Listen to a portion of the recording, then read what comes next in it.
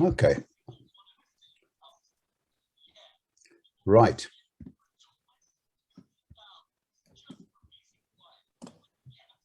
I think we're ready to go. You happy, Ange? Yep. So we're just 5 past. Perfect. Let's kick it off. Yeah. Good. Well, greetings to everybody from Cardiff, Wales, in my case, and thank you so much for joining us for what I think is gonna be quite an interesting session in which we're going to learn about both motivational interviewing for those less familiar with it, as well as restorative practice for those less familiar with it. And then we're going to look at the compatibility of the two. So that's the aim of the webinar. And Ange and Joel, if you could introduce yourselves in turn, and then I'll say a word about Andy. Thank you. Hi, my name's Ange, Angela Watkins. I provide support to the webinar and the podcast. Very happy to be here today and joining for this really interesting conversation. Morena, good morning, everybody. Joel Porter from Otatahi Christchurch. Yeah, I'm looking forward to this one. This is one that I get to, hopefully get to sit in the back seat and learn a good bit, because the restorative approach is something that I'm familiar with, but I can't say I know a whole lot about. I know we've got some people in the audience that are going to join us. So let's go, Steve. Yeah, lovely. And I invite you folks to locate the recording afterwards and share it with whomever you like, because I can promise you this is going to be a fun journey. Now, look, let me hand over in a moment to Andy Williams, and he is somebody who I think Andy's going to introduce himself. I'll only say one thing about Andy, which is that he has this uncanny way of, he's a school teacher, and he has this wonderful way of integrating both hard-end practical experience over a long period of time with the world of new ideas and how you help people grow and change. And he's continuously searching for these new ideas. One of them is a restorative approach. And Andy's been oiling his understanding of this over a couple of decades. So Andy, can I say hello and thank you so much for joining us. And we're over to you now to, I don't know, Andy, what you think. Introduce yourself and then maybe give us a sense of what you feel the essence of a restorative approach is. And we'll take it from there, bearing in mind, will you, that there's somebody who said they're only here for the first half an hour. I believe it was Steve Berg-Smith. So if we could bring Steve Berg-Smith in at about 20 past, Ange. Okay, can line that up. But Andy, who are you and what is a restorative approach? And we'll just take it from there. Well, Noswaith Dda from Cardiff, from South Wales, and it's great to be here. Yeah, so I'm Andy, and I've been in teaching for nearly 30 years. I've taught half of that period in inner city schools around the UK, and the other half in a rural, large secondary school where I was deputy head.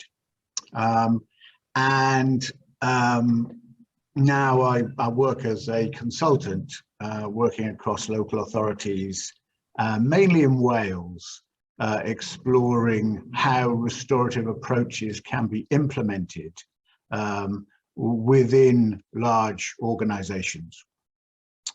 And that, I guess, leads me on to this question about, well, so what is a restorative approach in a school context? Because we will have all have heard of restorative justice, I'm sure. Whilst we use the principles of restorative justice, there's a very different language and philosophy when you apply it to a school context. So essentially, in restorative justice, there are 5 questions that you ask when a crime has been committed, and you bring victim and offender together.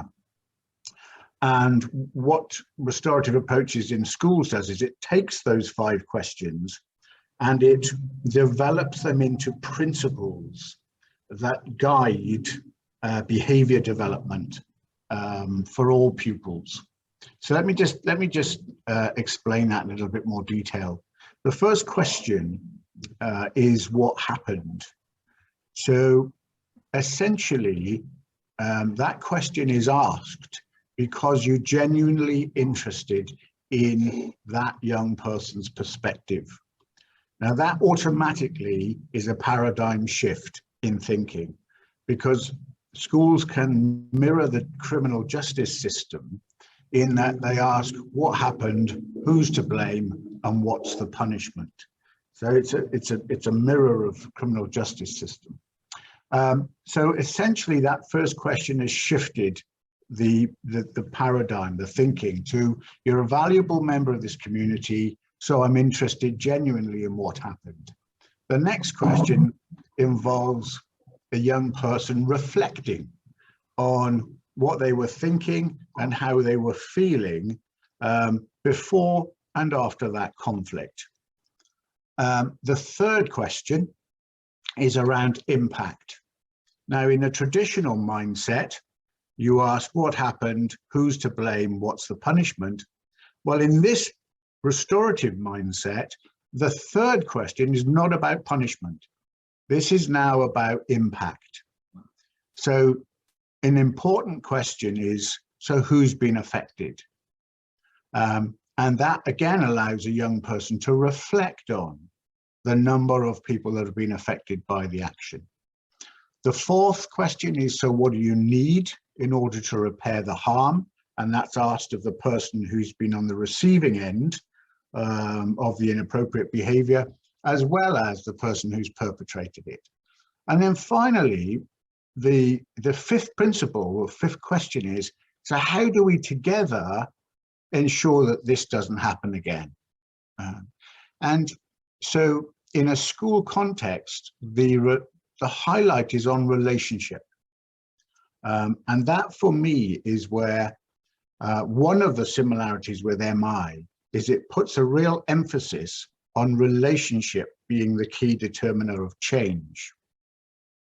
And I think in a restorative culture, if that's how you're going to approach behavior change, and both MI and RA restorative approaches seek a similar end point in that they want sustained behavior change, well, if that's the way that you're about to approach it, then it very much depends on the relationships that you develop, but also on the questions that you ask and the reflection opportunities that somebody has.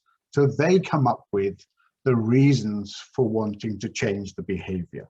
Yeah, okay, that's very interesting. And there's two questions that immediately come to mind here, Andy. One of them is to ask you, what does this look and feel like in practice? Okay, an example, a story.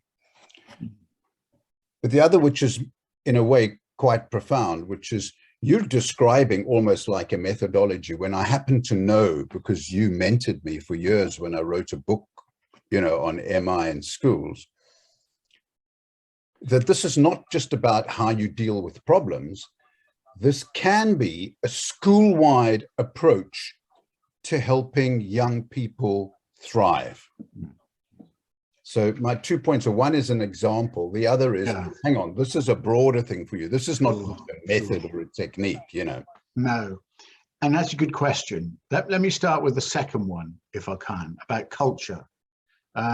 Because I would imagine, similarly with MI is most effective in an organization, in a culture which allows relationships to be trusting and authentic and genuine and so on. So, the frontline conversation works best if it's within a fertile culture.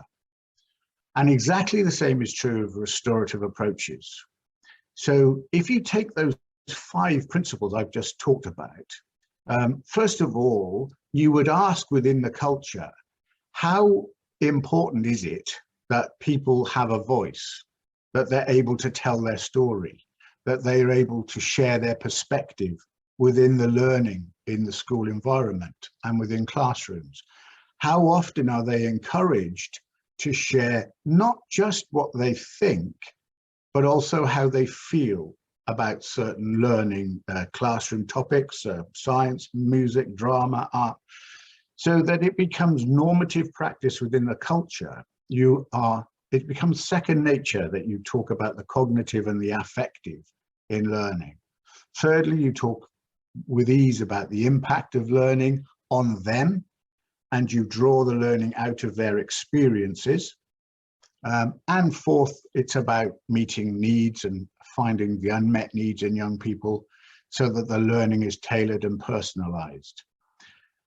So if you can develop a culture based on those 5 principles, then what happens is you have a frame for the building, maintaining, and repairing of relationships.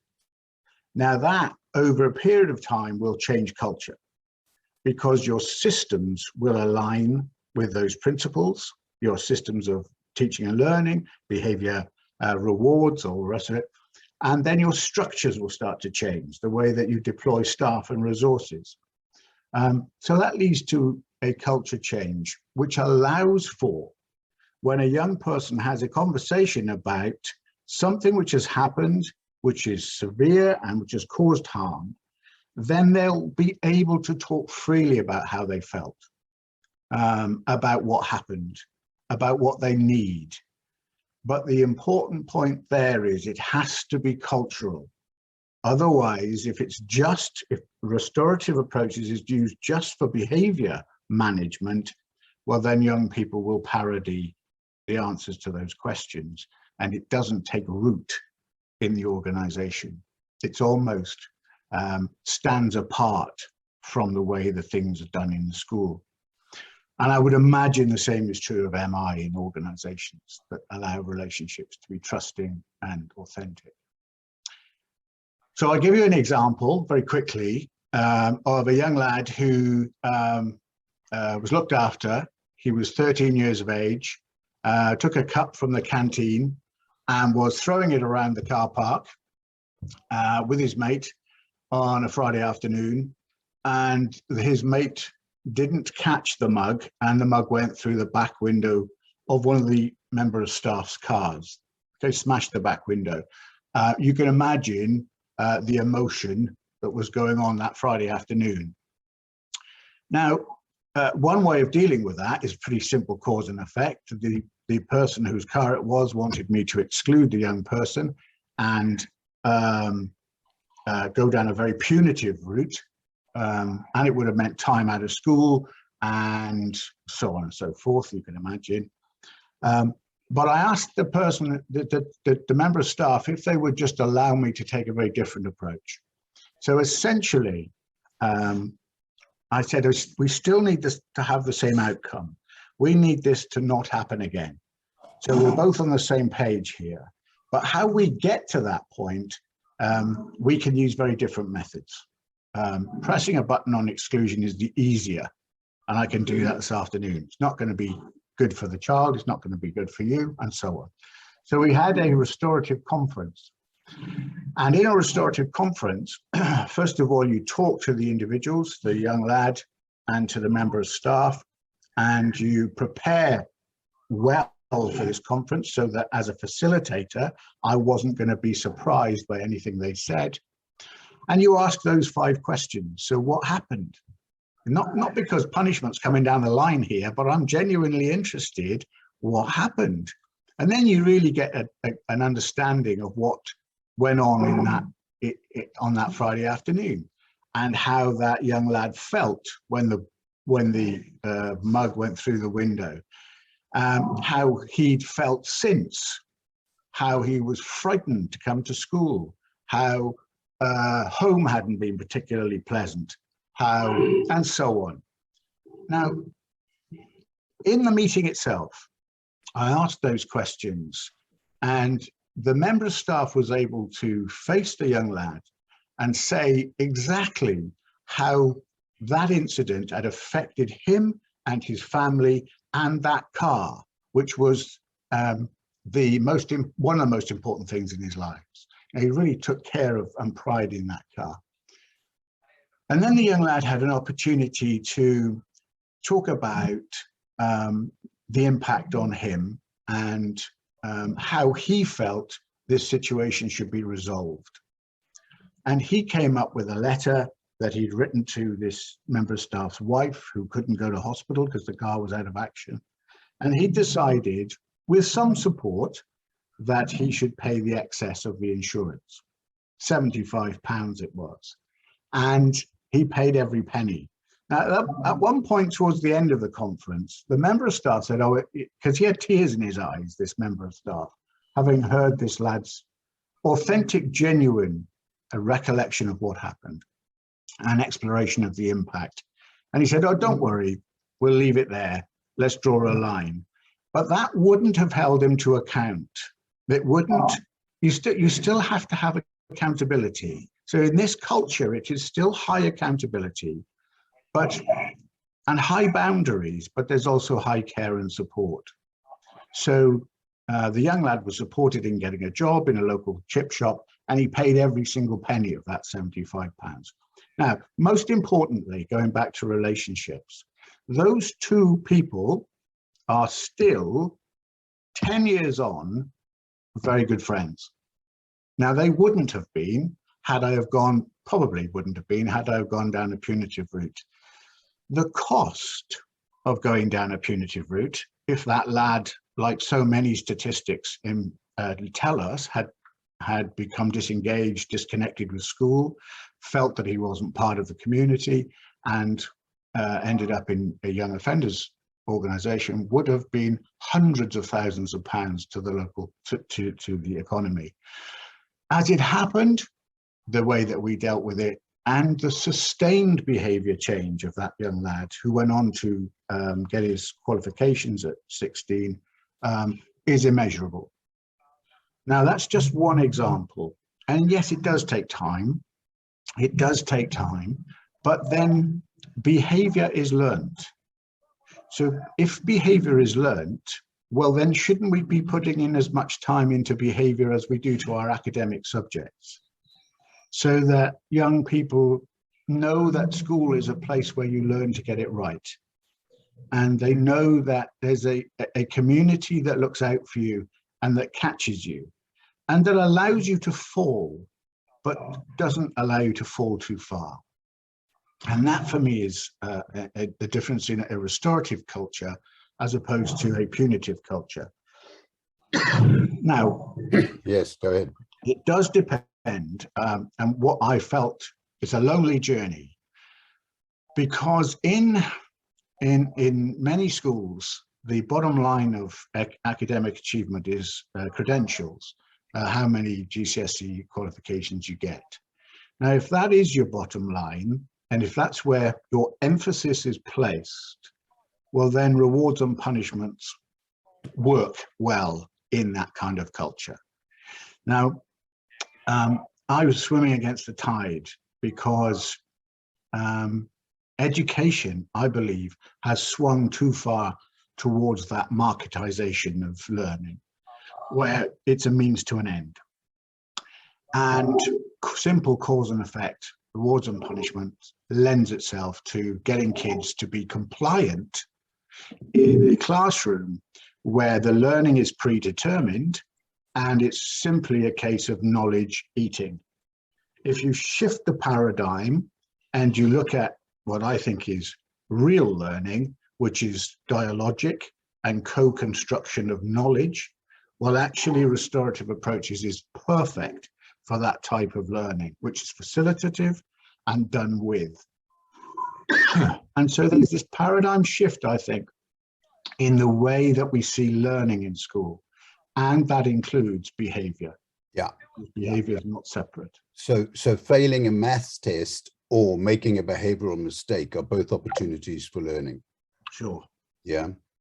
Now look, we've got 5 minutes, and I wonder whether Steve Berg-Smith would like to come in for just 5 minutes. Can he send us a message?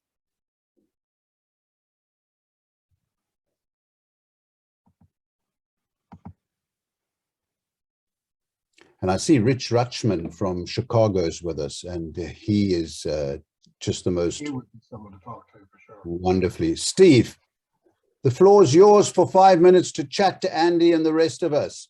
Yeah, give me a second. Steve.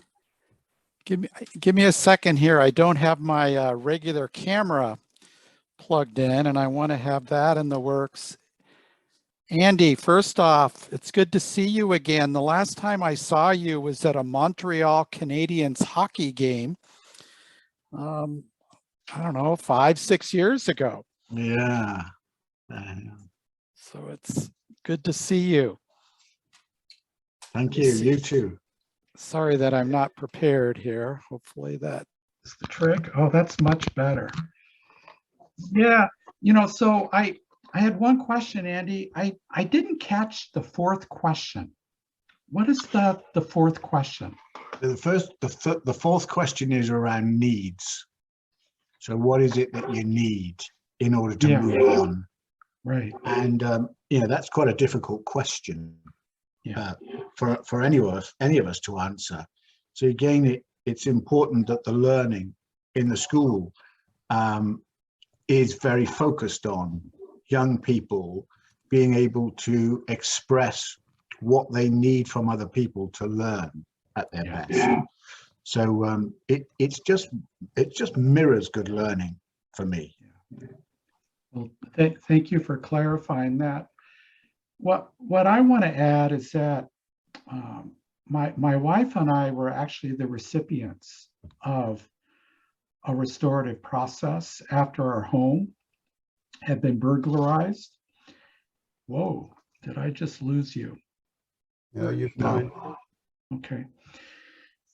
So 7 years ago or so, our home was burglarized. It was incredibly impactful for our family. We lost musical instruments, all of our electronics, computer, my work life. We had a safe that was actually carried out of our home, and inside the safe were all of our important documents. And I won't go in any more details. But anyway, one of the people that came into our home, 17 years old, and we ended up going through a restorative process with this young man. One of the most healing, emotional, transformational processes I've ever been through. And when I look back, what made it happen was the facilitator. I was a bit dubious about going into this process from the beginning, and we had a chance to meet with the facilitator, and facilitator got to know us. And as it turned out, this is somebody who actually went through one of my motivational interviewing trainings. So immediately there was rapport and connection. And what I picked up very quickly is what supported the journey in the process was her skillfulness in using her motivational interviewing savvy and skills to guide these interactions with this young man and with us. And what I will say is that it's been 7 years now, and we continue on a monthly basis to receive a small check from this man who is now 25 years old. Wow. Very, very grateful. So I get it. I experienced it firsthand. And again, I want to reiterate is that the facilitator is key, because our facilitator was a master at guiding the process. The reflective listening was just impeccable, right on. We all felt understood. in the end, we all came out different. We had transformed. And really appreciate, Andy, the way you were able to clarify very clearly what those questions are and the healing potential of working in this way. Thank you. Well, thank you. Thanks, It's Steve. incredible story, Steve. Thank you so much for that. And Andy, Can I jump in? Oh, sorry, Steve. go ahead, Joel. So one of the things that that strikes me is that is around culture change, right? So I work primarily in a sort of a corrections world where the men we're working with are coming out of prison, and they throughout their lives have been more on the consequential punitive side of justice. And so their expectation coming in is that it's going to be like prison in that sense, right? What happened? Who's to blame? What's the penalty? End of the story.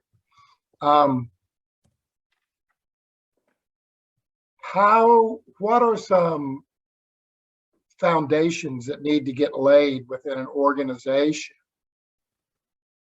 to bring in an approach that's counterintuitive to the way people think about addressing the issues, going from a consequence-based methodology to a more restorative one that still holds people to account?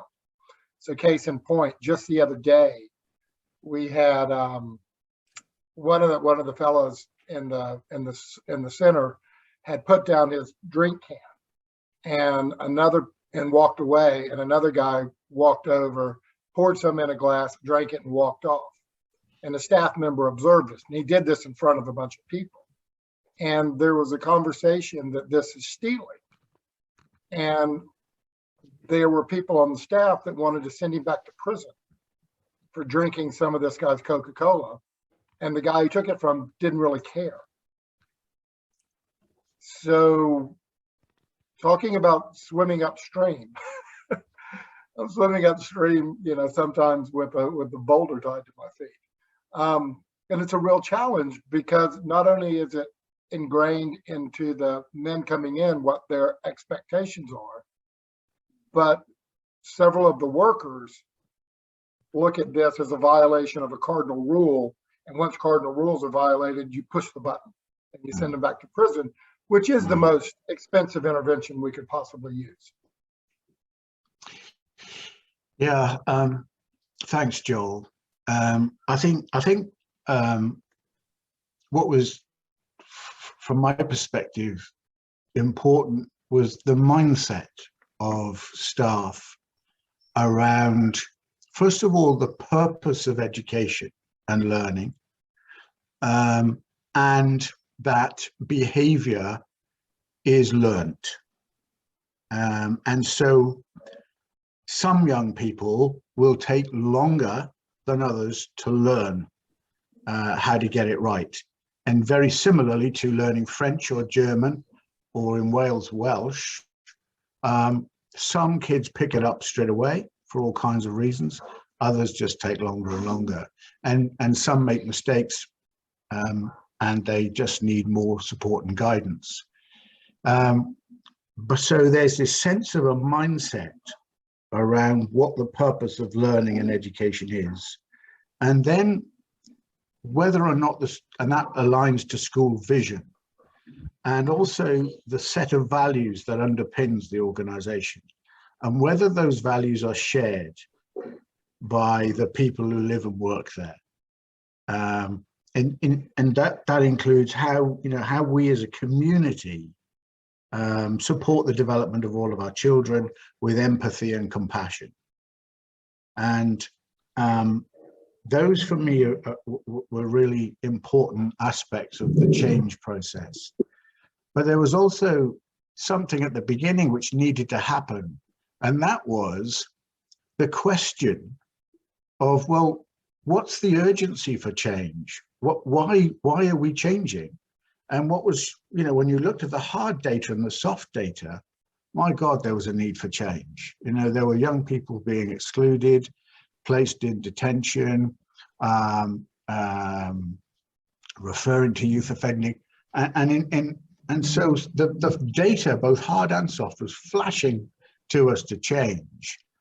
And the way that we were dealing with some young people was counter to our values, and that didn't sit well as a school community, and ultimately, you know, when you ask teachers why did you go into teaching in the first place, you know, going back to their core purpose, you know, why did you become a teacher? Because I love learning. And so aligning behavior with learning, I think, was essential. We all hear it from time to time, is that the only way that these men are going to learn is by consequences. And so challenging that mindset. Yeah. Yeah. So that's yeah. Andy, I noticed there's something of a paradox here, which is that, and we're highlighting this, that a restorative approach, and indeed MI, works well in a fertile culture. You've said that. And there's a paradox because it's precisely in infertile settings where we so often feel it's most needed. And I'm not suggesting there's an easy resolution to it, but it is a paradox that. And indeed. I'm hoping that we can ask Orla Adams to come on next, because she's somebody who's had experience of being part of a culture that changes. But before that, I wanted to clarify for us, what is the overlap between MI and a restorative approach? And I'm wondering about values, whether the values that drive MI and the values that drive a restorative approach are in good synchrony. Can you speak to that from your experience, Andy? Yes. Well, I mean, I can give you a story around how we started with values, if that's helpful, because I do think that's those, if you imagine a triangle, the vision and the values of the organization form the bedrock from which everything is drawn out of. So there's a line of sight between your values and the systems and structures that you set up within the organization, and then the frontline conversations that you have in the classroom. So most importantly, in our journey of change, those values had to be shared. And there is a significant difference between values shared and shared values. And I was noticing that quite often the senior leadership team in schools sit around a table or they go away for a weekend and they come up with the values of the school and the vision that's attached to those values. Now, that's not a shared vision. That's a vision shared, same with the values. So the very process of arriving at your values has to be collaborative, and it has to imitate and model the very values that you're promoting. So with the young people and the governors and the parents, and a massive exercise of 2,000 plus people with some values cards and in circles, because circle process is really important to a restorative culture. People were sitting in circles with a talking piece, and we're talking over 2,000 people, not in the same circle, but in these circles across a period of a few months, talking about, well, what's important here? what is it that we value? And they came up with 5 very important values that inform everything we do, including the frontline conversations we have with our pupils and with each other. Now, those, I don't need to go into the values necessarily, but does that help? That helps a great deal. Yeah, that helps a great deal. And our next panelist is going to talk about transformation in a healthcare setting. And it'll be useful to, in hearing her story, keep an eye on what were the shifts in values, I suppose, that drove that. But something I did think, Andy, by way of comfort, is to avoid polarizing, there's the marketization system or consequence-based, as Joel put it, on the one hand, obsessed with targets and outcome, that depresses learning and depresses creativity on the one hand, and a restorative approach on the other. And perhaps we've got to be careful of creating a dubious dichotomy here, because my experience in sport is that there are some wonderful teams and clubs where the two are integrated. And you need to look no further than Liverpool Football Club and the way that head coach speaks about relationships being the fundamental building block. Well, I mean, they are flying. They're getting all the results and outcomes that you might dream of. And I've noticed in sport that you often hear this phrase, get the processes right and don't worry about the outcomes. And I think that came from the inner game of tennis, the fellow who wrote that, who said, see ball, hit ball, don't worry about where it's going or what the score is. And so I say that by way of comfort to all of us, that if you encourage people to focus on getting the process right, the relationship building process right, the outcomes can improve as a consequence. In fact, people would argue that they're going to improve much more as a consequence. I don't know if that, so I just raise that as a note of optimism and hope here. I think you're quite right to mention it, because the danger of restorative for some people is that it can be woolly and cozy, and it isn't holding people to account. But quite the opposite is true. When you get it right, you are in that box of high accountability, high routine. For me, it would be high rigor, but also high care and support, because you need that in order to feel safe so that you can learn effectively. But the same is true with teachers. And in Wales, we have a new curriculum. And the great thing about this new curriculum across the whole of Wales is that for the first time in 20, 30 years, it's handing back the vision for the curriculum to the teachers themselves. And so instead of this predetermined set of knowledge which teachers have had to deliver over the last 30 years, now there's a sense of agency within the teachers themselves to take risks, to be innovative, to be creative in the classroom. So it's freeing them up a little bit. But there's still a set of accountability measures which can help, but can also hinder. Yeah, that's very interesting, Andy. Thank you. And in this webinar now, we're going to move on to hear from Orla Adams, who's going to be telling us about how our culture changed in line with the use of motivational interviewing. She probably won't talk about a restorative approach, but what we're looking for are parallels between these different stories from different settings. And then, Ange, I'd like to ask you to bring Dave Rosengren on, whom I know has experience of parent effectiveness training. Okay. And I think, Dave, it'll be fun for you and I to have a conversation about parent effectiveness training with a keen eye on how do you change the culture of a home so that you don't rely on reward and punishment and imagine you're helping your kids really thrive.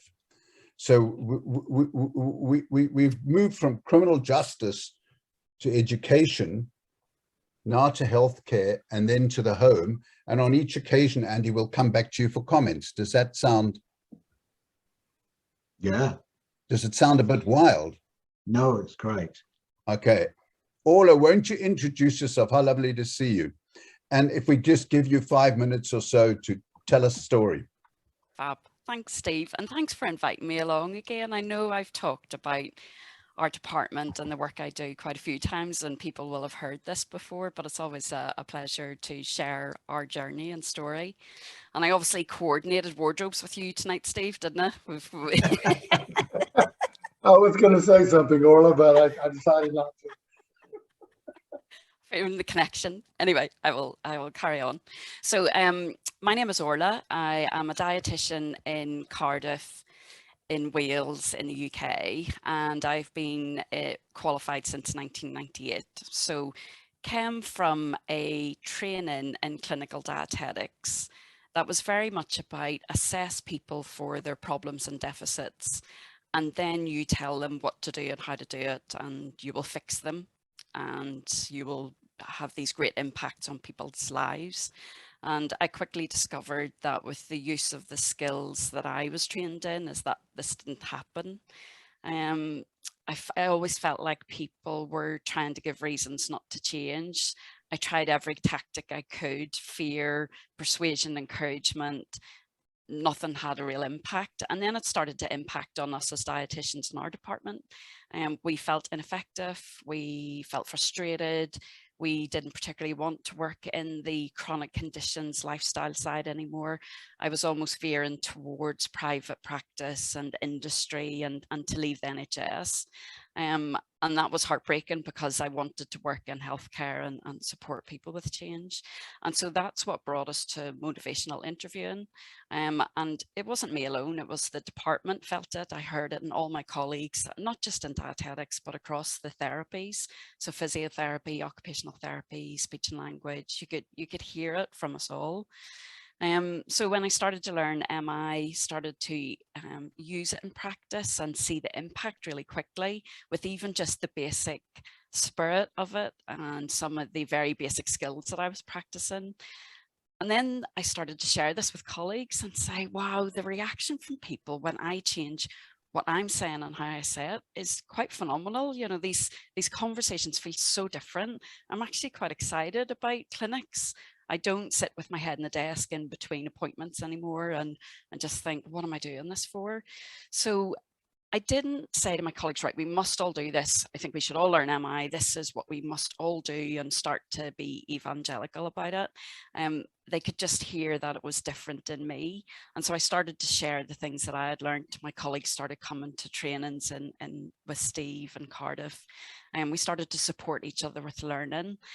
And it really filtered through the department, and people were really interested in what was it that we were doing that felt so different. And I've noticed even in the last few years is that it filtered through to physio and speech and language therapy and OT as well. And so our culture, not even just in the conversations we have with the people who use our service, have changed, but between us as colleagues, the way we approach conversations about change, any struggles we're having, supporting each other and affirmation in the office, the conversations we have when we walk out of clinic and sit together in our rooms. I would have said before, it was very judgmental, it was very critical of patients, it was very blame orientated, like why won't people change? Why do they come and see us when they don't want to do things differently? The shift now is that we come back into the office and we say, wow, look at what that person is going through, and they're here talking to me today about it. Our expectations of people have changed. When someone makes one change or they engage in a service, that's seen as a really positive outcome. And so we feel effective, we feel excited about the work we do, the outcomes have improved. I would say the culture and the feeling within our department is a really positive environment to be in. And any newly qualified dietitian who joins our department, I deliver MI training to them, so it's invested. Anyone new walks into our department, it's the first thing they're exposed to, and they hear it in our conversations, and we develop their skill, and people want to come to our department because we have this reputation now. And that's really lovely to know. You know, people come and say, oh, we've heard that you use practice motivational interview and I want to learn more about it. Can I sit with you in clinic and hear what you do? And so it's probably taken, what, 2006, I walked into the first workshop in Cardiff with you, Steve. And so we're now all these years down the line, but it's growing and developing and embedded, really. And the foundation seems to be better quality relationships between you and the people you see, as well as among the staff. So I can see the link there with what Andy's been describing. As the foundation of it all is quality relationships. And, you know, coming from the MI world where you avoid labeling people, these are people, not patients, or people, not students, or let alone badly performing students. And if they can get to feel safe enough, then they'll have the strength and the courage and the curiosity to change. Which sounds like has happened to both the people that you serve as well as the colleagues. Very much so. It feels like such a different place to work. And yet we work in a really underfunded service in a very unpleasant health centre. You know, the environment around us is not a nice place when you walk into it. And yet you feel the warmth when you walk into the place. And I think the people accessing our service feel it as soon as they walk into the room and meet us in an appointment, or over the phone or over video at the minute. Or whatever.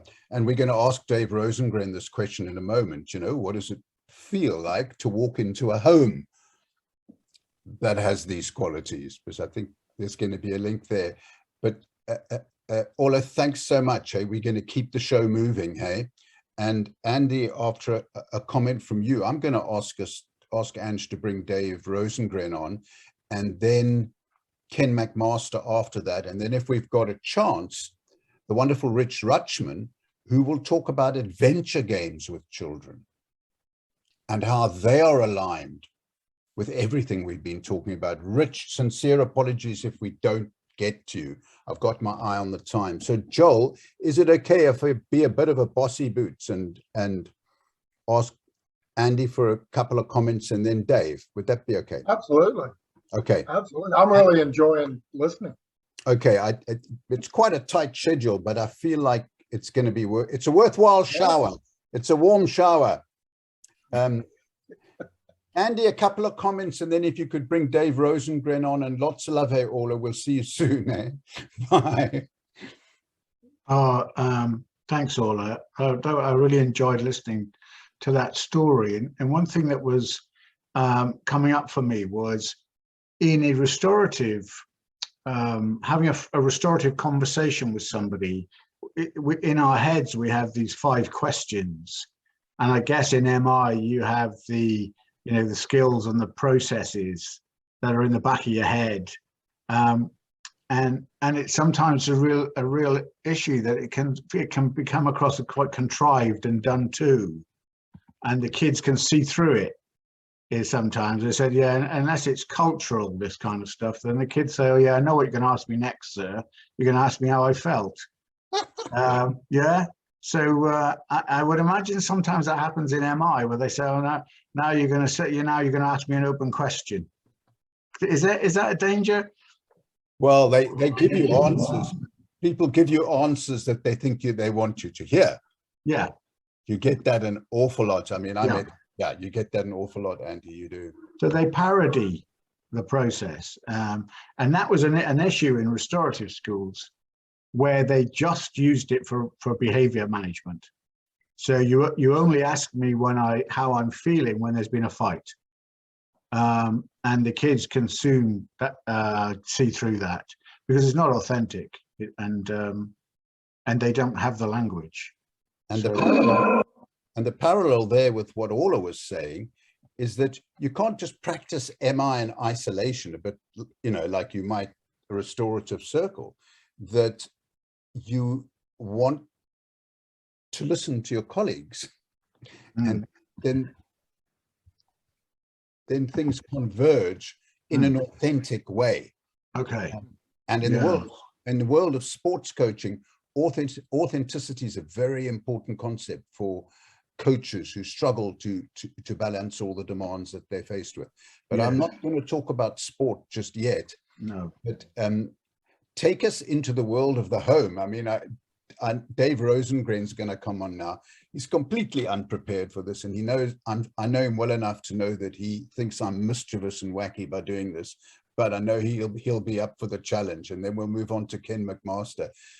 Dave. Yes, sir. There's some common threads that are being identified about walking in a straight line from your personal values, the way you conduct yourself and build relationships, to the way you address issues and problems that arise. How's that? Yeah. And yet you know something about something called parent effectiveness training. Yeah, from the inside out. So I had parents who shifted to parent effectiveness training when I was mid-childhood. So I had the culture change kind of happen in the middle of it. So I know what that felt like, going from the old model to the new model. It's been great listening to you, Andy. This is my first time hearing it since you presented to the Mint Forum a few years back, and it's just lovely to hear and be thinking about this. You impacted my thinking back then, and it's really got the gears going today as well. So I want to just tell a story because this just happened this morning. So my son, who's 18 and a senior in high school here, will be going off to college in the fall. We don't have a curfew for him. It's just more, let us know when you're going to be home and keep us informed about what's going on, so we're not worried about you. And that's sort of this evolution of having more and more responsibility for your life. So last night, and part of this is that, but you got to get up and go to school in the morning around this stuff. And so he was out later last night. He had a project that had to get done, and then this morning I realized things were very quiet and I hadn't heard him this morning. So I walked into his room. I said, "Hey bud, what time do you have to be at school?" And he said, "I'm tired." I said, "Okay, and you need to go to school." And he said, "But I'm really tired. I woke up really early and I can't go." And I said, "Yeah, okay, and you need to go to school." And I walked out of the room. And that was the amount of conversation around that, because the agreement that we have is that he makes his own decisions around when he gets home, but he has to go to school. And he knows that that's the agreement between the two of us. I don't have to remind him. I don't have to nag him. So a little while later, I hear him pounding down the stairs and going out to the car and hopping in the car, and the door probably slams a little harder than what it needs to, but he's on his way to school. And I think it's the thing that parent effectiveness training does that's very consistent, I think, with what you do, Andy, is talking about who owns the problem. And within parent effectiveness training, it's really separating on when's it a parent problem and when's it a child problem, and making sure you're clear on those and then acting accordingly, with relationship being at the center of all that, and support and accountability all mattering. And I just think that, that's exactly what I hear happening in the restorative practice process. Is it's not just about the individual in that setting, it's about everybody else and what are their parts in all of this, and how do they own the different elements of whatever the problem is. It's not just about the person who's engaged in the behavior, but it's how do we as a community respond to that. And so I just thought it was a really nice parallel.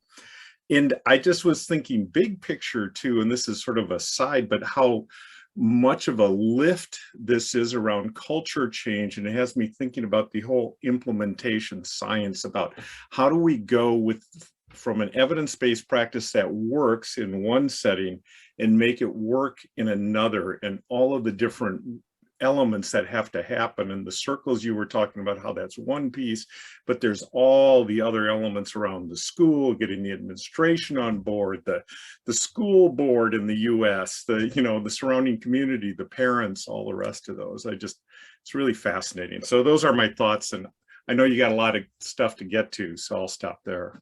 Can I ask you a question, Dave? Sure. parent effectiveness training comes from the work of Carl Rogers and his colleagues. What's that about? Well, yeah, I mean, Thomas Gordon was the person who sort of developed it, but it grew out of that tradition of client-centered, in this case, child-centered. How do we, place the child at the center of this, and how do we recognize that they have this innate tendency towards growth, as long as we sort of remove barriers to that process happening? Now, there is accountability and expectation, and all those things matter, and how we engage around these things matter. And at the center of all this is really good listening as an expression of empathy and concern and understanding of what's going on with. Fantastic. And so it's no coincidence, therefore, the link between parent effectiveness training and, for example, motivational interviewing, because as many of you know, motivational interviewing is founded upon the practice of quality listening for different purposes, but that's very interesting, the place of listening. Dave, I think we'll keep you on hold for the time being. Thank you so much. You're in Seattle, Washington. I know that, and it's a long way away. And thanks so much for joining us, Andy. We're shortly going to move on to the world of criminal justice, and we're going to ask Ken McMaster to join us for a few minutes. But I wonder if before we do that, you've got any comments. Yes, I was just interested in what was being said around rules of engagement within the world of parenting, and how a curriculum in a school can support young people in co-constructing the rules of engagement, rather than them being the teacher's rules, the organization's rules. From a very young age, I've worked with young people who, based on what they need from each other to work at their best, they're able to develop the rules of engagement so that the class as a community supports each other and is accountable to each other for the rules of engagement. Very similar to what David was suggesting. And then that isn't just about rule making. That's also about, so, who makes knowledge? And do we always learn from people above us? And then we, let's stop that thinking and then start being more dialogic in our learning, in our curriculum development. Because then restorative approaches, when there's been a conflict, just augments the learning. And so it's an opportunity just to come alongside the young person and say, well, you know what, when we were in the classroom, when we were talking about this type of exploration of action and impact, this is the same. So how do we together go about resolving these issues? So after the pandemic, schools in Wales are really struggling post-pandemic with relationships. It's a real issue for schools in Wales at the moment. I'm not sure about other people's experiences. And I've worked with a group of people to look at how a restorative approach can support schools post-pandemic. And I'll put the link to the website, which I think many of the people that you have listening in will find useful. It's called restoreourschools.com. Have a look at that as well.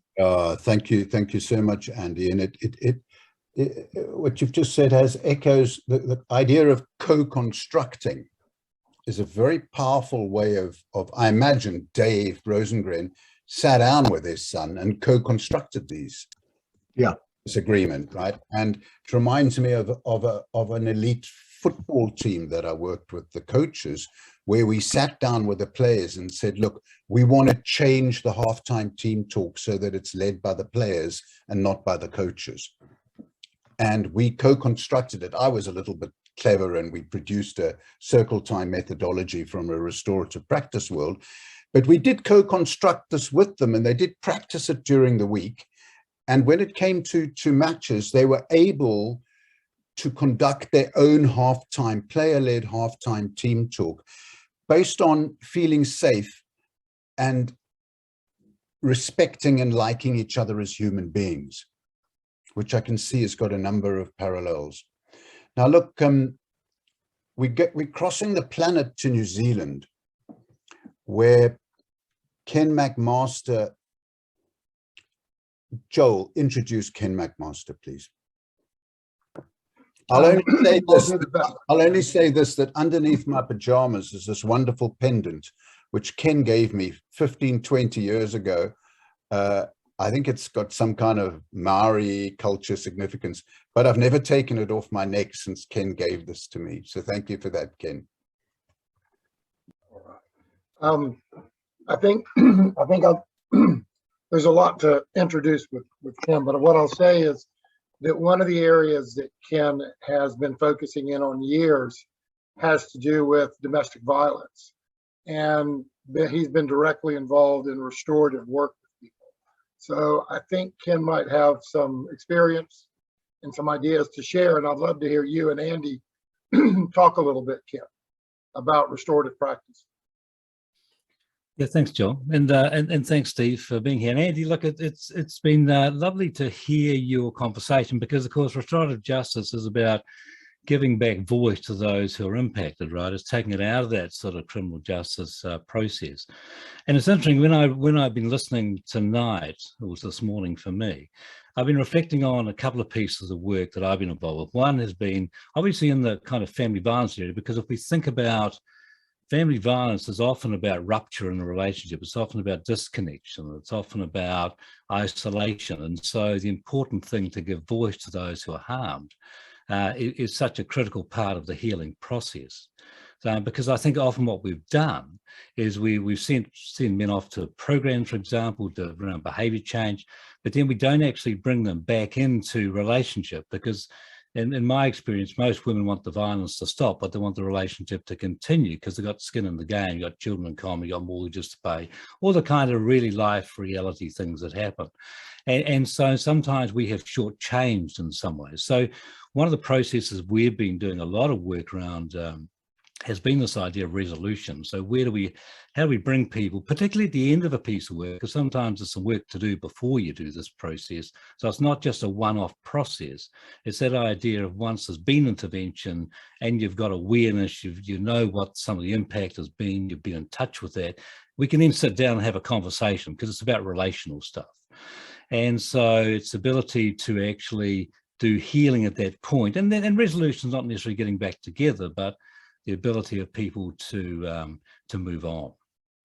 So it's been interesting to think about that as a kind of idea. And of course, we think about partnership as a key motivational interviewing kind of stream, but also that idea, so it's relational. And I think in some ways what we're trying to do. I was reflecting, actually, when you're thinking about youth stuff, I've been involved in, RJ's been a part of my practice for a long time. And I remember sitting with a family, and this is actually in the sexual violence area. This is a youth sexual offending program. And I'm sitting with this Indigenous family. There's 14 people in the room. And that's the other thing too. It's not just about individuals. This is about community. This is about actually sitting. There's 2 young boys on our adolescent sexually offending program. And then there's this whole family. Now, when we start to story tell, which is a restorative process, this is a family where abuse has been rife. And we've got aunties in that room who have been the victims of abuse by their cousins. So this is a family where there's a kind of a behavior that's entrenched. And I remember, facilitating this conversation, and it's a powerful conversation when people can have their voice. And these aunties, and if you know anything about our Indigenous women, our aunties are staunch, and they say that stops at this generation. So these young boys are in a process where they know they are uppy, they are supported to do the hard work, because there's a real intent to actually break this family kind of pattern of behavior. So for me, these things are incredible processes, and I think that's the emotion that comes out of that moment that I think is also, it's not just about a head thing, it's the emotion, it's the kind of being fully present, I think, in that moment, which I think is interesting. Because in some ways it is about, and I think goes back to your idea earlier, Steve, about values. It's an ethical journey we're asking people to do, to be accountable for what you've done, and then really to talk about what it means moving forward. How will things be different? And again, from a restorative justice perspective, what do I need to do to repair the harm that's been done? Because there has been harm.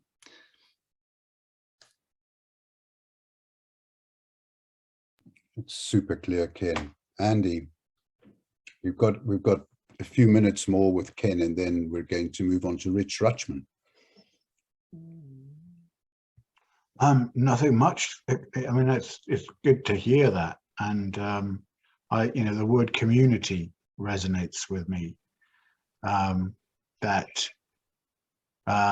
What I was finding, and the teachers I was working with were finding, was that the language in the school changed, and I heard boys talking about their feelings in corridors, and their actions around looking out for each other, their language around family, around belonging, and this invisible but palpable importance of acceptance.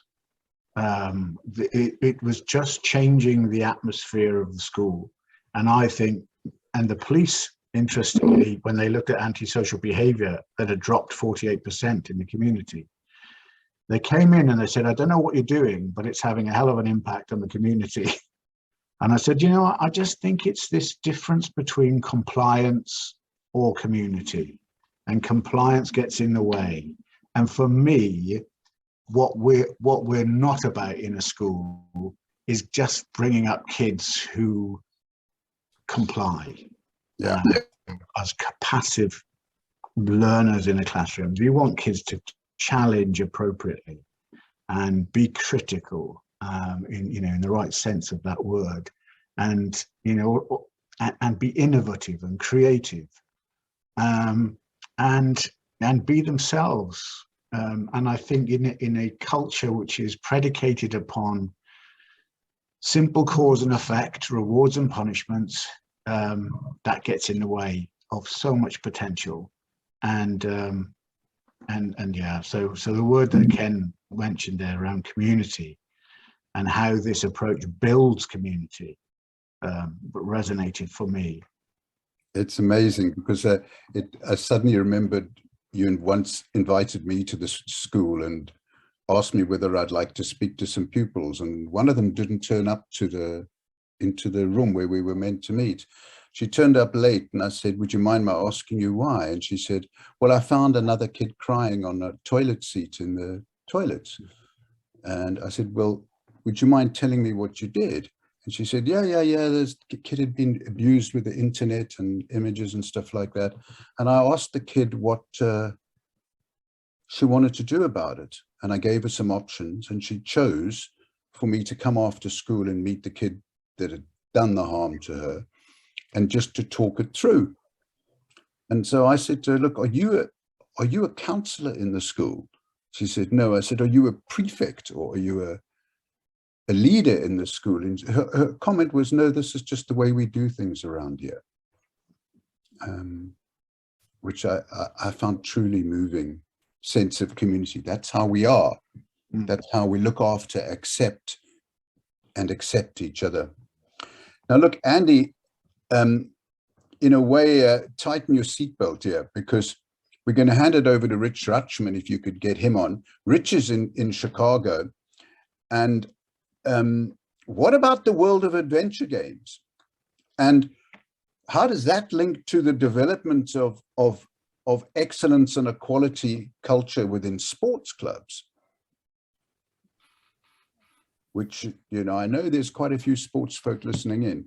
Now, look, when I was doing research for the book that I subsequently wrote with Rich on motivational interviewing in schools, he invited me into what was described, I think, by Rich as the most violent school in the US with the highest rate of whatever. And on Fridays, Rich would gather the most difficult kids on the edge and spend the day with them. And all I'll say is that in the space of a couple of hours, I saw and indeed practiced myself the use of MI, the use of adventure games, and the use of a restorative circle because a problem arose. And I saw all three of these being practiced in the same environment. So I wonder if we've got Rich with us and whether we could welcome him. He's an old-time champion of civil rights in the United States. There he is. Hi, Rich. You're very welcome.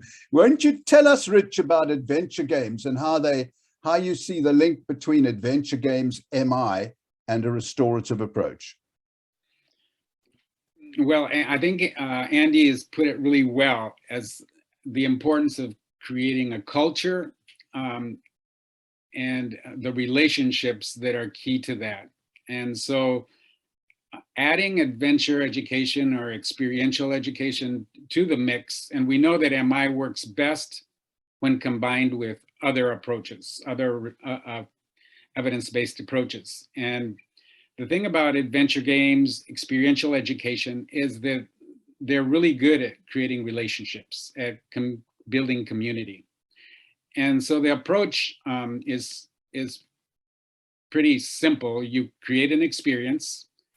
After the experience usually will involve either things related to trust building, things related to problem solving, things related to dealing with challenges, and also just experiences where people let their guard down and can be authentic with each other, just have fun together. And so what we would do in the case that you, Steve, experienced was we had the kids on the hot list, the kids who are most vulnerable, who the school said they have a foot in the door and out the door from the school. They're the ones that are causing problems in the hall.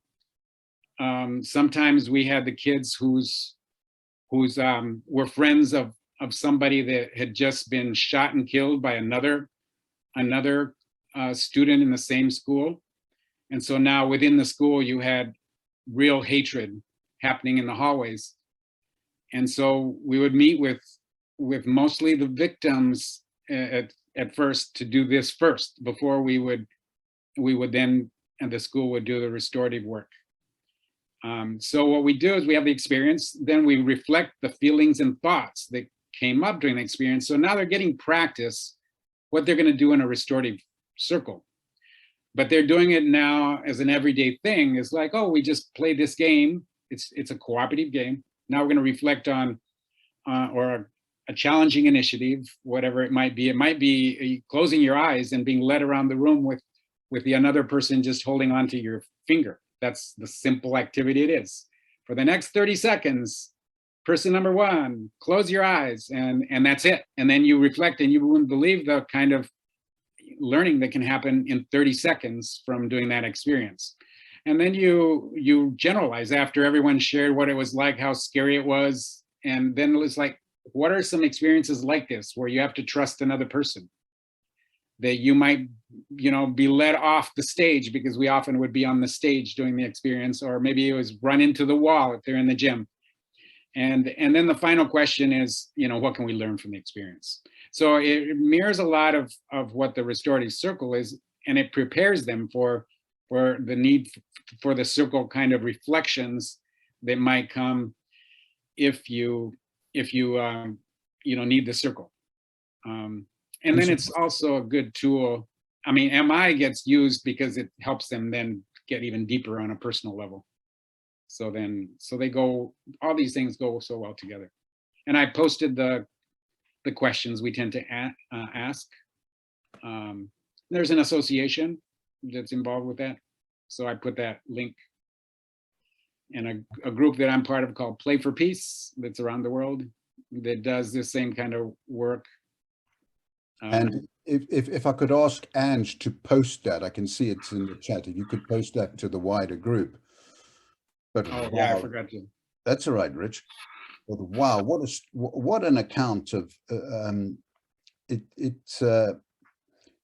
we don't have time to really explore this, but I reckon we should perhaps have a webinar soon on the use of adventure games and that sequence that you describe. And I can see Andy nodding his head here, because it sounds like and it's got such implications in sport as well, such a natural and playful way of helping children to learn. Yeah, laughter is really important. Yeah. Yeah. Andy. Rich, it's good to see you again. Yeah, good to see you. One thing that I was interested in is that, particularly with boys, in my experience, their ability to express how they were feeling, even during a game, and have a range of affective words to use that actually do describe how they're feeling. How do you get around that? Well, sometimes what we find that when people are saying, when we just ask a question, what do you think? They're really going to talk first. Often it's their feelings. So we just use the what do you think? And it's really they're talking feelings. When you then tell them, how do you feel? Then they get a little uncomfortable. But just asking, what do you think? What was that like? Oh, that was scary. Or, I didn't think I could trust that other person. And that's totally feelings, right? So sometimes we just ask what you think, and then you reflect back like we do in MI, because we use the same tools of reflection back and you sort of couch that feeling stuff. So sometimes they don't want to answer feeling things, and I know guys, we can also be harder to pull that out, right? Yeah, and I guess they get to a point where the pupils devise the next learning experience. Exactly, yeah. And that's the idea with Play for Peace, is actually the older students then create the activities for younger students. Yeah. But that's the whole idea of that constructivist, progressive oriented, Freirean kind of popular education approach to learning. Yeah, brilliant. Thank you. Well, thank you for presenting the work you're doing there. Andy, could you tell us about that school you sent me the video link to? We've just got another 5-10 minutes, but I think you could tell us a story about that school, because I believe you met someone who was involved with it. Yes, well, recently in London, they had the Times Education Summit. And I met a lady at this summit, and it was basically about the future for education. So they had the world of business there, and it was very business orientated.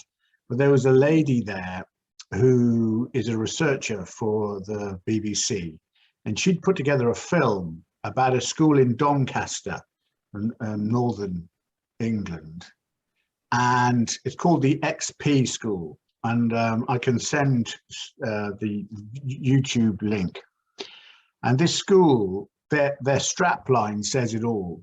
And their mission statement is, above all, compassion. And that's it. There's 250 people in the school, your pupils in the school. And it is focused upon the building of relationships. And a team leader staying with the pupils. You have 12 in a team, whereas in most schools with a tutor group you have about 28. In this school they have 12 in a tutor group, and that tutor stays with you right the way through your school, and the pupils lead the learning, and they lead parents' evenings. And instead of the focus being on GCSE outcomes, the pupils present themselves as a profile.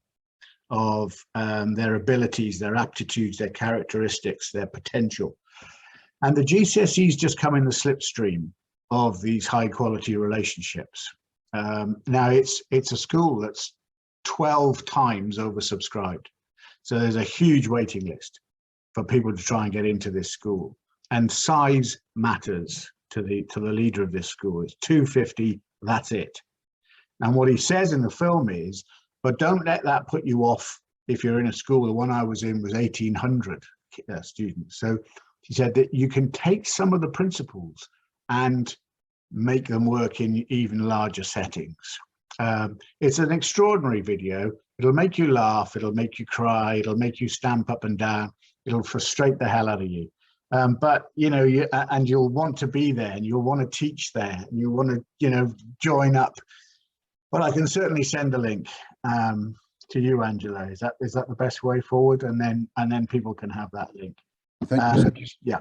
Thank you so much, Andy. And knowing we've only got 5 minutes, I wonder if we could ask people in the audience, so to speak, to put any questions to anybody in the chat column. Please go ahead and do that. Any questions? And I want to apologize to Maxime in Basel and to Paul Delaney in Ireland. We're hoping to bring you on, but we've just run out of time. Anybody got any questions you'd like to ask? Andy, could you put the link in the chat? Thanks, Maxime. I have to get onto my website email, and then so what I'll do is I'll go through Angela. Apologize. Yeah.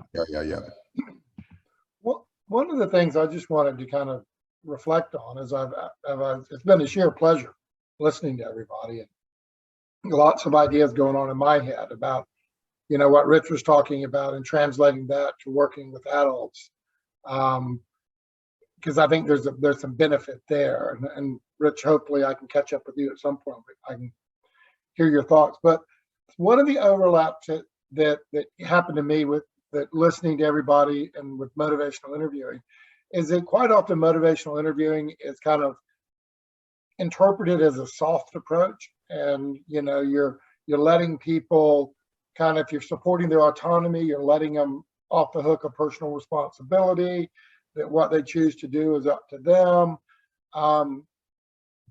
And I kind of heard, Andy, you talking a little bit about that too, that this can get packaged as being a little bit woolly.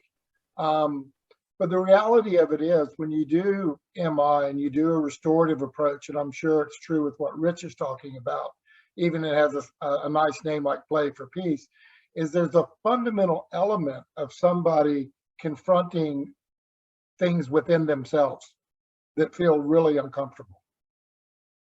And instead of trying to force it out of them, what we're trying to do is work with them in a way in which they're making sense out of it, and they're finding the words for it, and they're finding their own voice to talk about what's happening inside of them, and what they're struggling with, and take some ownership of that. That's fabulous observation. Yeah. Now look, some questions have come up, Joel. Jon Trifonos asks about a neophyte sports psychologist entering football academies. Yeah, Jon, I think drop me a line. You'll find my email address. Drop me a line, okay? Because I have got quite a bit of experience of UK football academies. Then Sami asks a very interesting question. Let me just have a look at it. What about all the misinformation we get about immunization for COVID preventing us to pass the right message? Can I answer this one? Do you mind, Joel? No, go ahead. I don't have an answer for it.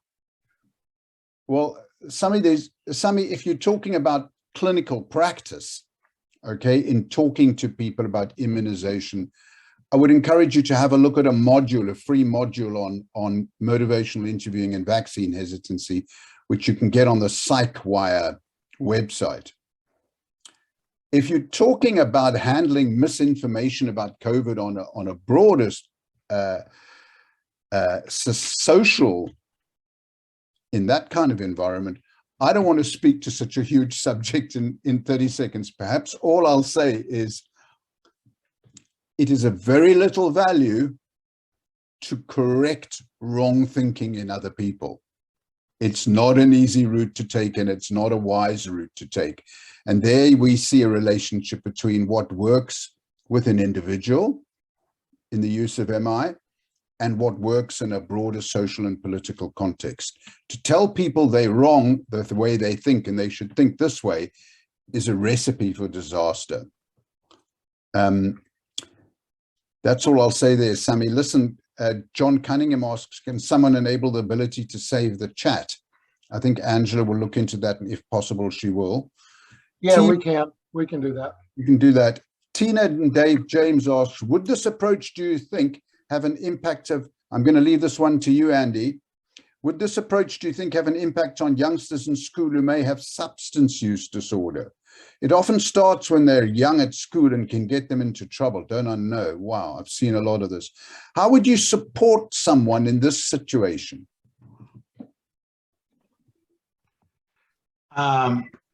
Well, I mean, essentially in a restorative culture in school, we're appreciating that their behaviors are an expression of an unmet need. And the key in working with the pupil is to try to get to what that need is in order to change the behaviors.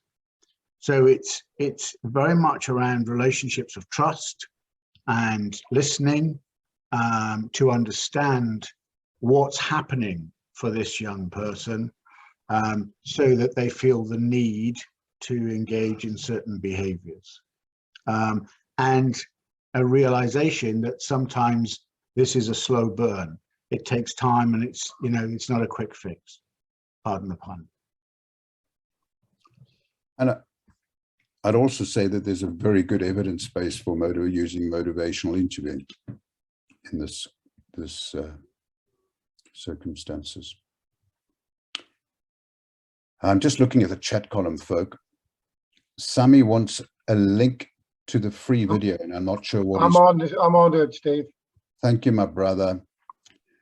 There you go. I wonder if Ken's still with us. I wonder if Ken McMaster can recommend a book on domestic violence. So Ken, if you're still with us, perhaps you can respond there. The link to the PsychWire vaccine hesitancy thing is there for you.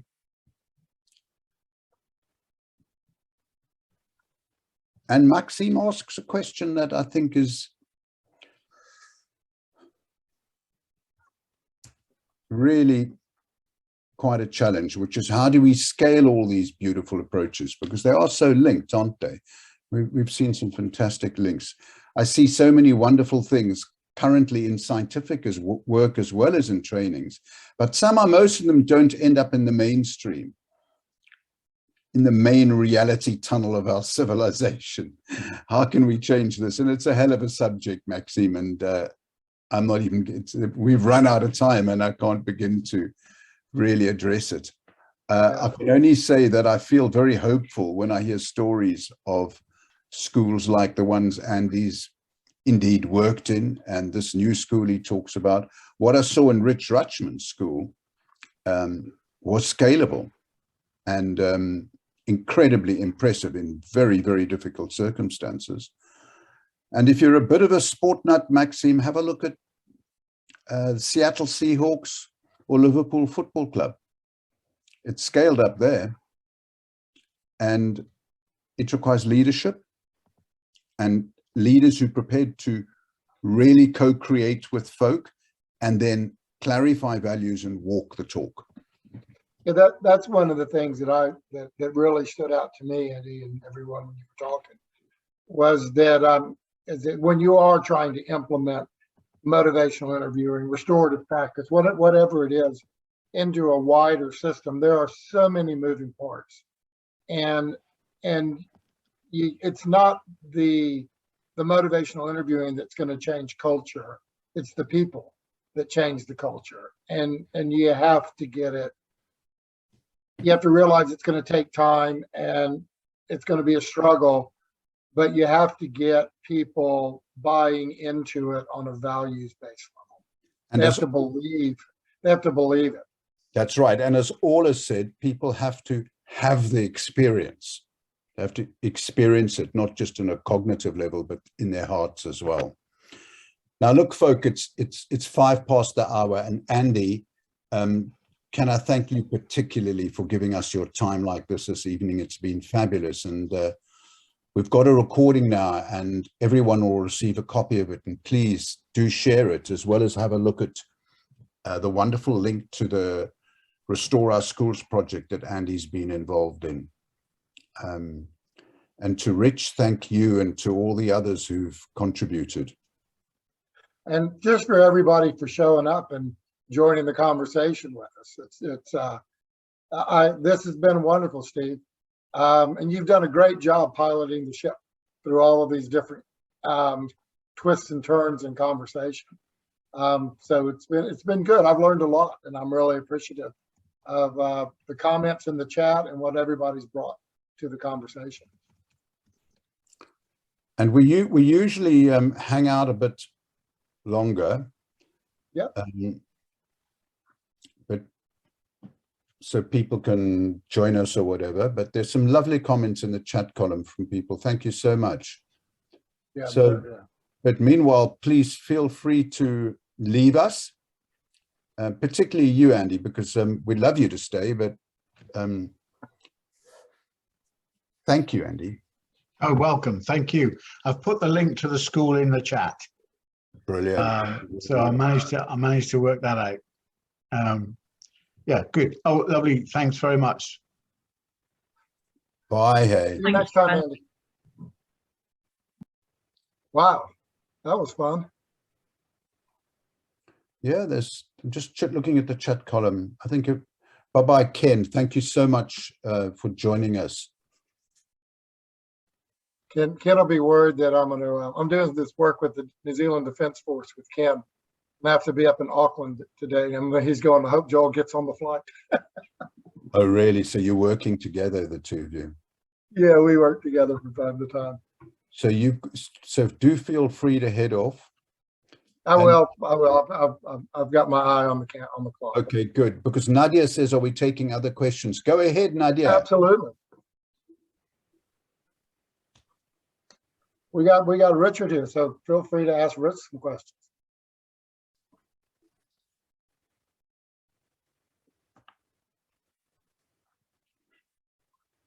Thanks, hey, Maxim.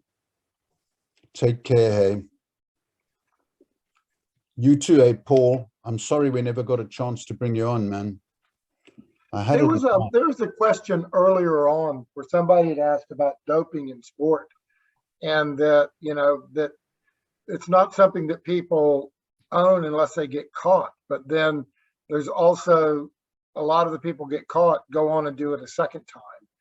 And I think the person was wondering, where does all this fit together? Well, my thinking was motivational interviewing, is an ideal way of starting that conversation with somebody.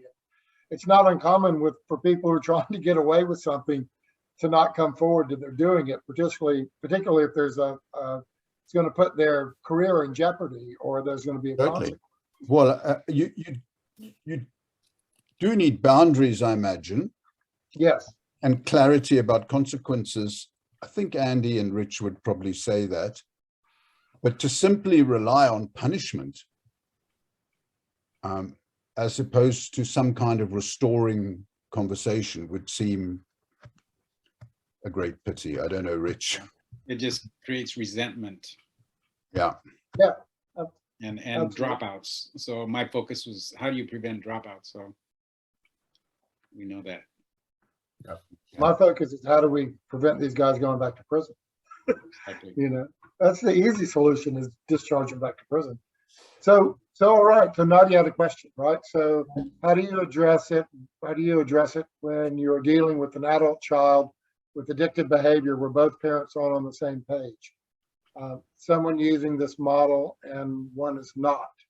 Can it still have positive effects?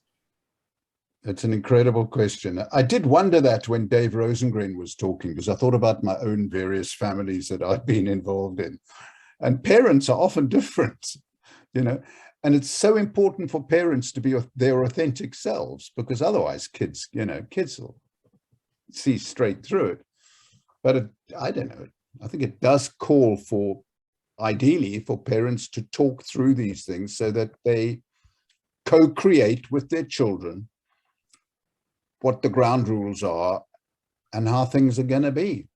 And where parents disagree or differ on that, I think it leads to dysfunction. Yes. Okay, Kyle Wilkinson, I hope I'm not too late to ask, because I'm still in the process of getting my master's degree in counseling. I was wondering what extra educational resort you'd recommend for someone in my position, more effective in my. Have a look at the website, motivationalinterviewing.org, I think it is. Steve, you were reading my mind. What's this? Have a look at that. And someone was asking about a reference for a link on MI with domestic violence. Really, the literature is so huge that I can only say you plug those phrases into Google and you'll get as far as I will, and you'll find stuff. But that's the best I can do. There's no book that's been written on the subject of MI with domestic violence, but there are books on MI in social work practice. There's 2 or 3 on that subject. MI criminal justice, Mike Clark's book. Okay, well, I'm concerned that Angela's also been here for nearly, 2 hours now, Ange. And I think it's time to wind up. All right, well, let's sign off then. Rich, it's great to see you. I hope to see you in your town of Chicago later this year. Be great to see people. Yeah. As the host committee we're working to try to create a good experience. That's what I hear.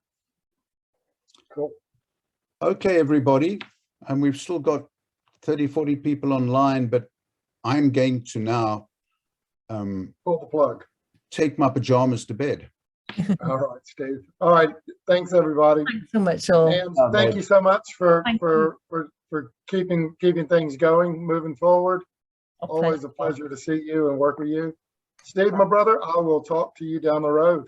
Sure. Thanks, Anne. Bye, Ange. And thank you very much, Joe. Thank you so much, Steve. Thank you, Joel. Bye. Bye.